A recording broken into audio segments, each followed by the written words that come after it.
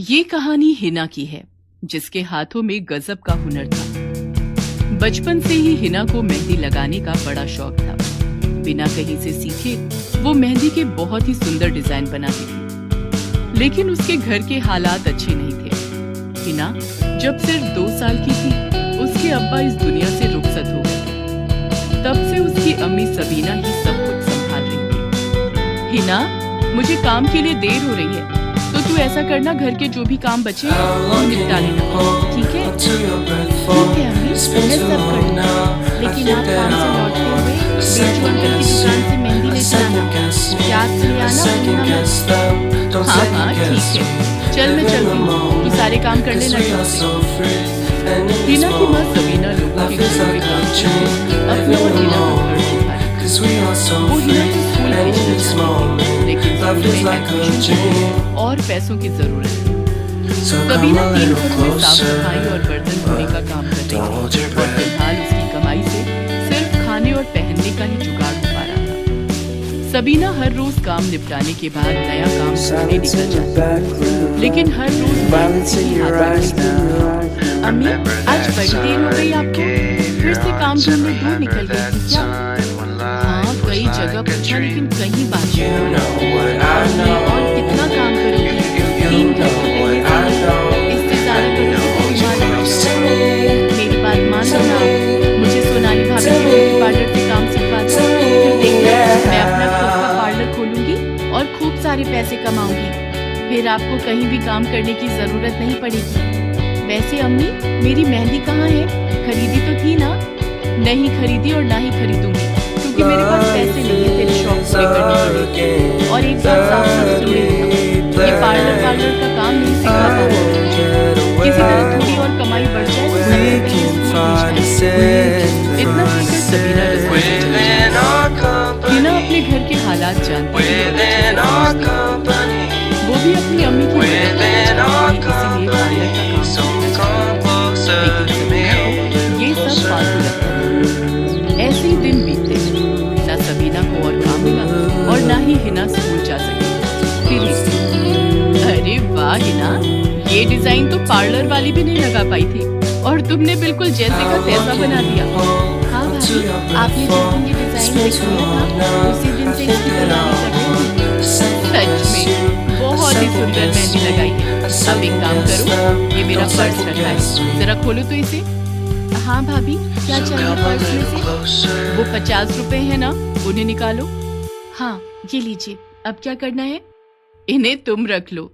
अरे नहीं नहीं भाभी, इसकी जरूरत नहीं है। मैंने कभी आपसे पैसे मांगे हैं क्या? मुझे तो मेहंदी लगाने का शौक है, बस इसीलिए लगाती हूँ। हाँ जानती हूँ, और इसीलिए ये पैसे दे रही हूँ, ताकि तुम अपने शौक को अपनी कमाई का जरिया बनाओ। तुम्हें पता है, सोनाली भाभी के पार्लर में एक हाथ का 100 रुपए लेते हैं, और मेहंदी भी अच्छी नहीं लगाते। तुम उन्हें कड़ी टक्कर दे सकती हो। लेकिन सुषमा भाभी, मेरे पास कोई क्यों आएगा? मेरा तो पार्लर भी नहीं है, और मैंने कहीं से मेहंदी लगाना सीखा भी तो नहीं है। तो क्या हुआ, तुम्हारा काम सबको खींच कर लाएगा। देखो, शादियों का सीजन आने वाला है। मैं अपनी सारी सहेलियों को तुम्हारे बारे में बताऊंगी। उन्हें तुम्हारा काम अच्छा लगा तो वो औरों को बताएंगी। ये तो बहुत अच्छा रहेगा भाभी, मेरा शौक भी पूरा होगा और मैं अम्मी की मदद भी कर पाऊंगी। हिना के पास अगले ही दिन 2 औरतें मेहंदी लगवाने के लिए आ गईं। उन्हें सुषमा ने ही हिना के पास भेजा था। हिना पूरी मेहनत से उन दोनों के हाथों पर बहुत ही सुंदर मेहंदी लगाती है, जिसे देखकर वो दोनों बहुत ही खुश हो जाती हैं। इस तरह धीरे धीरे हिना के पास काफी औरतें और लड़कियां मेहंदी लगवाने उसके घर आने लगी, और हिना घर बैठे बैठे कमाने लगी। अरे हिना, ये राशन कौन लेकर आया? मैं लाई अम्मी, मेहंदी लगाकर मेरे पास पैसे हो गए थे, उन्हीं से लेकर आई हूँ। हिना की बात सुनकर सबीना की आंखों में आंसू आ जाते हैं। वो हिना का सिर सहलाकर अपने काम में लग जाती है। वक्त के साथ हिना का नाम होने लगा। मोहल्ले के मशहूर पार्लर के बजाय अब हिना के घर पर औरतों की भीड़ आने लगी। आपका सब कुछ हो गया, बस मेहंदी बाकी है। आइए, मैं लड़के को बोल देती हूँ, वो फटाफट लगा देगा। नहीं नहीं नहीं, मेहंदी रहने दीजिए, वो मुझे कहीं और से लगवानी है। अरे पर ऐसा क्यों? आप मेहंदी लगवा कर तो देखिए, हमारे यहाँ प्रोफेशनल्स हैं। मैंने लगवा कर देखी है आपके प्रोफेशनल से मेहंदी, इसीलिए तो कहीं और से लगवानी है। आप मुझे बिल बताइए, मैं पे कर देती हूँ। सोनाली को समझते देर नहीं लगी कि वो ग्राहक किससे मेहंदी लगवाने वाली थी। कुछ तो करना ही पड़ेगा इस हिना का, ऐसे तो हमारे यहाँ से कोई मेहंदी लगवाएगा ही नहीं। कुछ सोच सोनाली, ये अपने पार्लर की इज्जत का सवाल है। हिना जिस दुकान से मेहंदी खरीदती थी, सोनाली ने उस दुकान वाले को कुछ पैसों का लालच देकर हिना की मेहंदी में केमिकल मिलाने के लिए तैयार कर लिया। हिना अनजाने में वही केमिकल वाली मेहंदी सबके हाथों में लगाती रही, जिससे ज्यादातर औरतों के हाथों पर एलर्जी हो गई और सभी हिना पर गुस्सा करने लगे। ये कैसी मेहंदी लगाई तुमने? हे भगवान, खुजा खुजा कर मेरे तो हाथ ही छिल गए। अब कैसे करूंगी मैं घर के काम? मुझे सोनाली के पार्लर से ही मेहंदी लगवानी चाहिए था। भले ही डिजाइन अच्छा नहीं बनता, लेकिन कम से कम मेरे हाथों पर ये एलर्जी तो नहीं होती। हिना को कुछ समझ नहीं आ रहा था कि ये सब क्यों हुआ। वो बहुत डर गई थी। उसने फौरन अपनी सारी मेहंदी पानी में बहा दी और रोने लगी। हिना, परेशान मत हो बेटी, सब ठीक हो जाएगा। नहीं अम्मी, खुदा पता नहीं किस गुनाह की सजा दे रहे हैं। मैंने तो इतने प्यार से मेहंदी तैयार की थी, इससे पहले तो कभी ऐसा नहीं हुआ। अब मुझसे मेहंदी लगवाने कोई नहीं आएगा, कभी नहीं आएगा। क्यों नहीं आएगा? खुदा अपने बंदों का इम्तिहान लेते हैं। अब ये तुम पर है कि तुम्हें हिम्मत करके इसे पार करना है या हार मानकर रोते रहना है। पहले मैं ही तुझे इस काम से दूर रहने को कहती थी, लेकिन अब मैं समझ गई हूं कि इसी काम में तेरी खुशी है, और अब मैं तेरे साथ हूं बेटा। शुक्रिया अम्मी, लेकिन अब हम क्या कर सकते हैं? मुझे तो ये भी नहीं पता कि मेरी मेहंदी को आखिर हुआ क्या है। क्या हुआ था ये तो नहीं पता, पर अब आगे क्या करना है इसके बारे में सोचना चाहिए। मैं जिनके यहाँ काम करती हूँ ना, वो मैडम एक आयुर्वेद की डॉक्टर हैं। उन्हें मैंने तेरी मेहंदी दिखाई थी। उन्होंने बताया कि उसमें मेहंदी के अलावा कोई और चीज भी थी जो हाथों को नुकसान दे गई। लेकिन अम्मी, मैंने तो कुछ अलग से मिलाया ही नहीं, फिर ऐसा कैसे हुआ? हो सकता है ये बिरजू की मेहंदी में कुछ गड़बड़ हो। तू ऐसा कर, इस बार दूसरी दुकान से मेहंदी खरीद और सबसे पहले मेरे हाथों पर लगा। और हाँ, और इस सबसे पहले मेरे साथ मिलकर एक तेल बना। मैडम जी ने बताया है कि कैसे बनाना है, उससे सबके हाथों को आराम आ जाएगा। हिना ऐसा ही करती है। उसकी माँ सबीना के हाथों पर मेहंदी का रंग बहुत ही अच्छा चढ़ता है और उसके हाथों को कोई नुकसान भी नहीं पहुंचा था। ये देखकर हिना का खोया आत्मविश्वास फिर लौट आया और वो फिर से अपना मेहंदी लगाने का सामान लेकर अपने घर के बाहर बैठ गई। तभी सोनाली वहां से गुजरी। उसने हिना को देखकर उससे कहा, फिर खोल ली तूने अपनी दुकान? और कितने हाथों को खराब करेगी?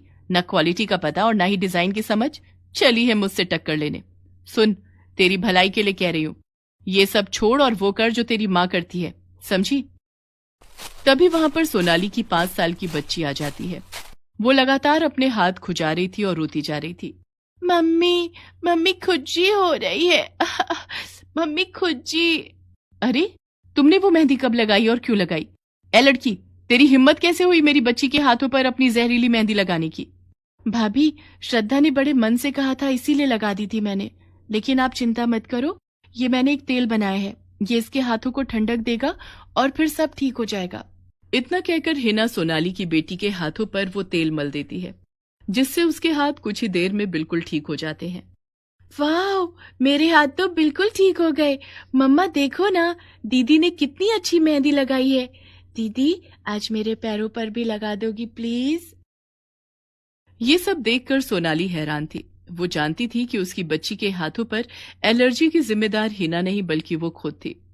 वो ये सब करके भी हिना को मेहंदी लगाने से नहीं रोक पाई, क्योंकि हिना ने एक एक करके सभी के हाथ अपने तेल से ठीक कर दिए थे।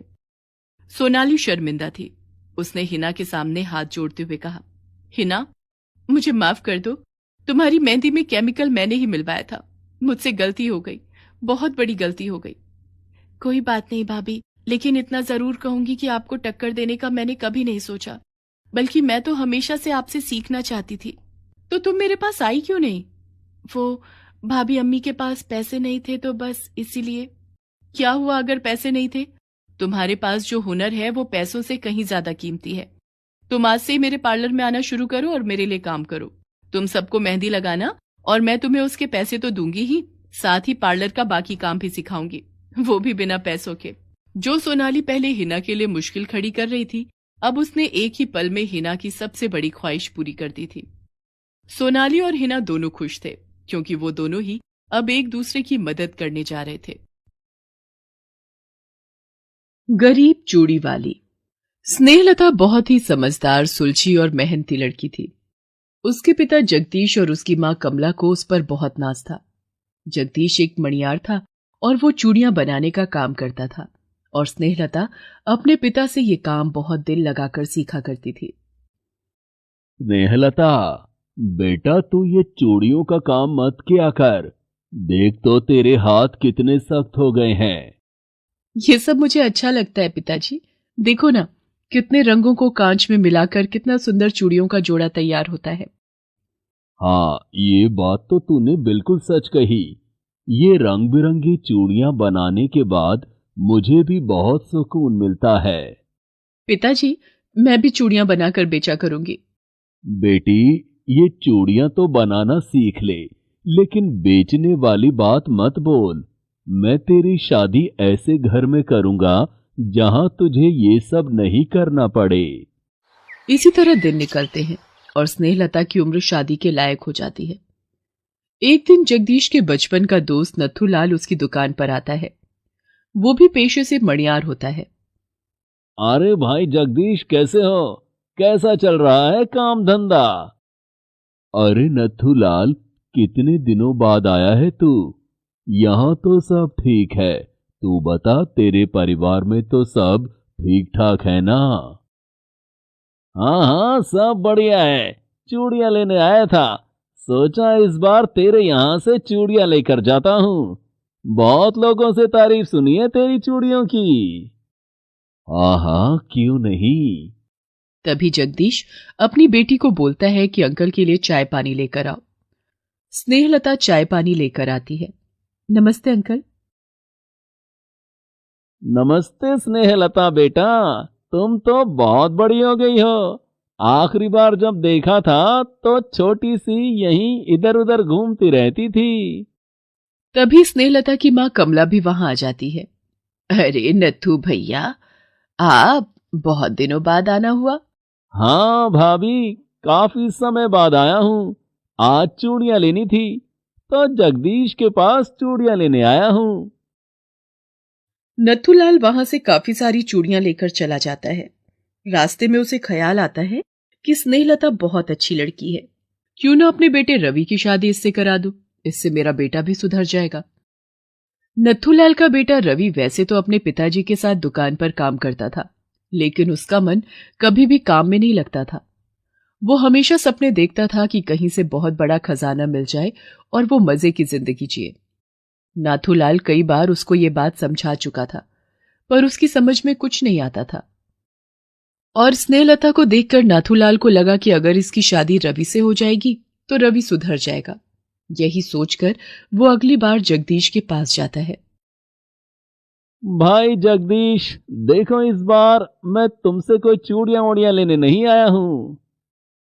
तो फिर क्या हुआ भाई नत्थू? क्या कहना चाहते हो? मुझे तुम्हारी बेटी स्नेहलता बहुत अच्छी लगी।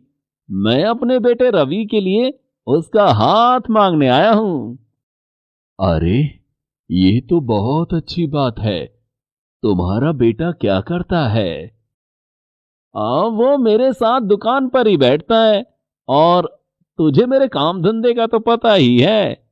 अब बता, क्या तू स्नेहलता का हाथ मेरे बेटे रवि के लिए देगा?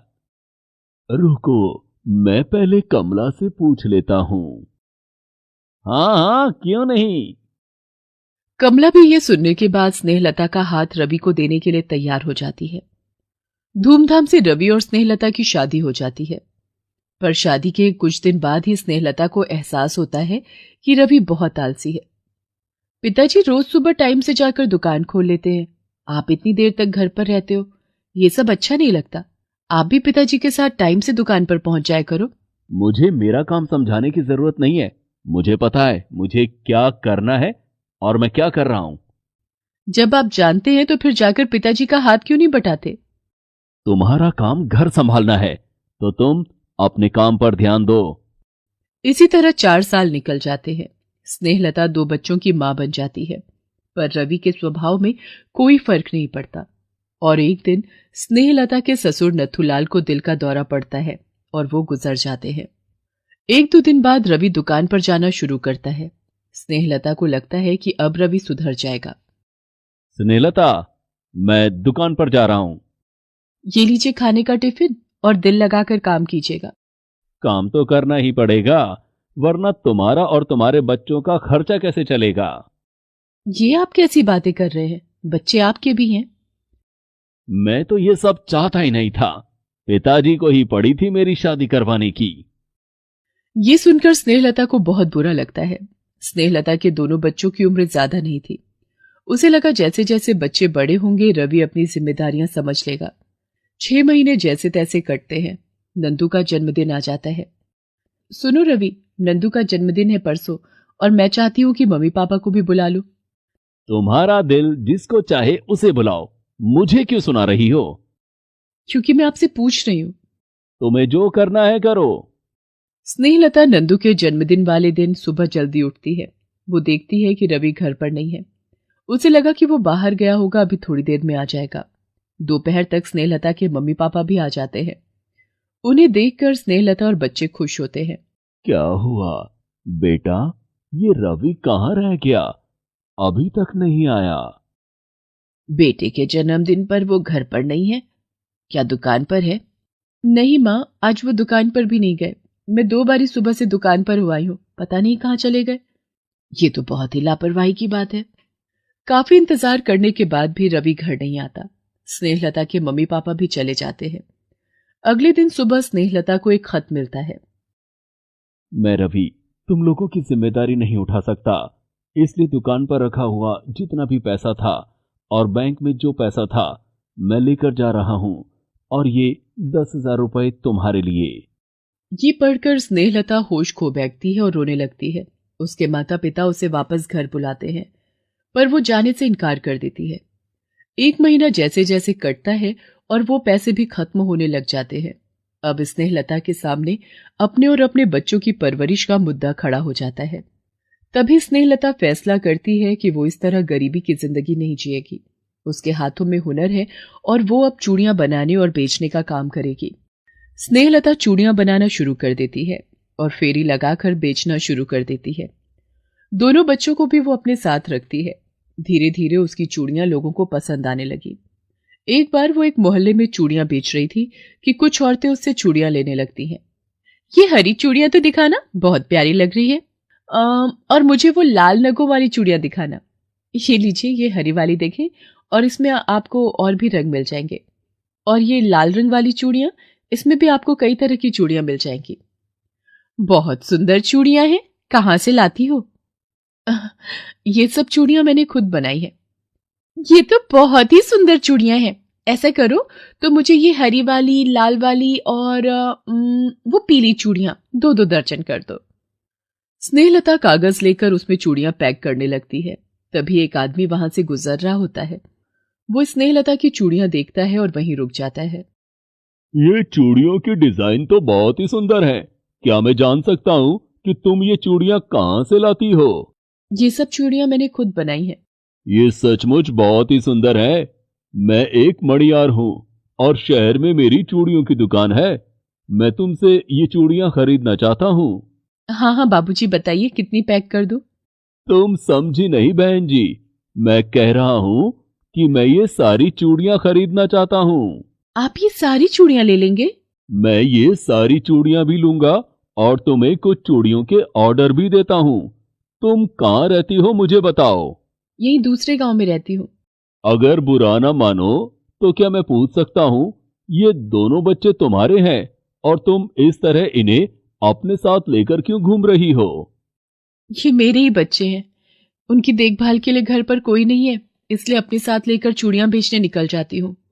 ओहो, सुनकर दुख हुआ। मेरी बात मानो बहन, तुम ये सारी चूड़ियां मुझे भेज दो और मैं तुम्हें चूड़ियों के ऑर्डर दूंगा। तुम घर में बैठकर ही चूड़ियां बनाना और बेचना। इतने छोटे बच्चों को लेकर कहां मारी मारी फिरोगी? और फिर वो आदमी जिसका नाम किशनलाल होता है सारी चूड़ियां खरीद लेता है और अगली चूड़ियों का ऑर्डर भी दे देता है। अब स्नेहलता चूड़ियां बनाती और घर से ही बेचती।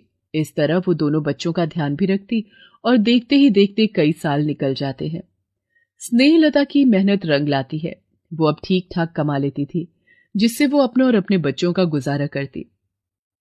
माँ, आज खाने में कुछ अच्छा बनाओ ना। बता मेरी बिटिया को क्या खाना है।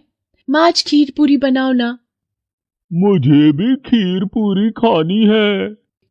ठीक है, आज मैं अपने बच्चों के लिए खीर पूरी बनाती हूँ। स्नेहलता खीर पूरी बनाने लगती है। पूरी बनाते बनाते वो सोचती है कि कितने साल निकल गए। आज बच्चे बड़े हो गए हैं, कुछ सालों बाद और बड़े हो जाएंगे और कामयाब बन जाएंगे। बहुत मेहनत लगी है मुझे यहाँ तक आने में। इस मेहनत को मैं जाया नहीं जाने दूंगी। मैं और मेहनत करूंगी और अपने बच्चों को अच्छी लाइफ दूंगी। स्नेहलता फिर बच्चों को खाना खिलाकर सुला देती है। इस तरह कई महीने और निकल जाते हैं। एक दिन स्नेहलता सुबह घर का काम कर रही होती है, तभी दरवाजे पर दस्तक होती है। गोपी बेटा, जरा दरवाजा तो खोलना, देखो कौन आया है। ठीक है मम्मी। मम्मी, कोई अंकल आए हैं, आपको पूछ रहे हैं। कौन आया है? और दरवाजे पर रवि को खड़ा देखकर चौंक जाती है। कैसी हो स्नेहलता? देखो, मैं वापस लौट आया हूं। अब मैं तुम्हें और बच्चों को छोड़कर कभी नहीं जाऊंगा। रवि, वहीं रुक जाओ जहां तुम खड़े हो। अब इस घर में तुम्हारे लिए कोई जगह नहीं है। किन बच्चों के साथ रहने की बात कर रहे हो जो तुम्हें जानते तक भी नहीं है? मुझे माफ कर दो स्नेहलता, मैं उस टाइम समझ नहीं पाया। मुझे अपनी जिम्मेदारियां बोझ लगती थी। रवि, तुम्हें उस टाइम क्या लगता था क्या नहीं लगता था मुझे नहीं पता, लेकिन आज इतने सालों बाद जब मैं अपने आप को और अपने बच्चों को संभाल चुकी हूं तो मुझे नहीं लगता अब हम तीनों को तुम्हारी जरूरत है। ऐसा न कहो, मैं तुम लोगों को अब कभी छोड़कर नहीं जाऊंगा। मैं तुमसे वादा करता हूं। रवि, मैंने कहा ना कि अब हम लोगों को तुम्हारी कोई जरूरत नहीं है। और रही बात भरोसा करने की, तो मेरी बात सुनो। जो इंसान एक बार धोखा दे सकता है वो दूसरी बारी भी जरूर देगा, इसलिए अब तुम यहां से चले जाओ। और ये कहकर स्नेहलता दरवाजा बंद कर देती है। माँ, कौन है ये? कोई नहीं थी बेटी, मुसाफिर था, रास्ता भूल गया था। चलो तुम भैया के साथ खेलो, मुझे चूड़ियां बनानी है।